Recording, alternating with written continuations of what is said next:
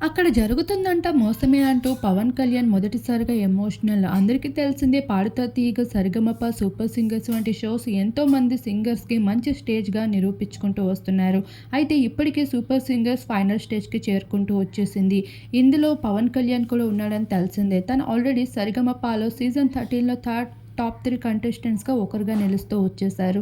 అయితే ఇక్కడ 'సూపర్ సింగర్స్‌లో' సైతం తన అదృష్టాన్ని పరీక్షించుకోవడం కోసం లేడీ గర్ల్ అయిన ప్రభస్తితో కలిసి టాప్ 2 కంటెస్టెంట్స్‌గా పోటీ పడుతూ వచ్చేశారు. వీరిద్దరూ ఒకరికొకరు పోటీ పడుతూ అందరినీ ఎంటర్‌టైన్ చేస్తూ వీరు చక్కని గాయంతో ఇప్పటికే సినీ ఇండస్ట్రీలో మంచి మంచి అవకాశాలను దక్కించేసుకున్నారు. రాజమౌళి సినిమాలో కూడా ఒక సాంగ్‌ని పాడే అవకాశాన్ని దక్కించుకుంటూ వచ్చేశారు.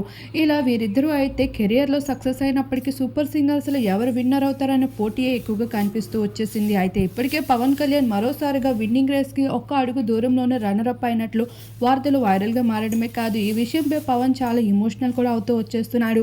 ఆల్రెడీ టాప్ 3లో నిలిచిపోయి రావడం, ఇక్కడ 'సూపర్ సింగర్స్‌లో' సైతం టాప్ 2గా మిగిలిపోవడం అనేది తనకి ఎంతో సాడ్ విషయం అని చెప్పుకోవచ్చు.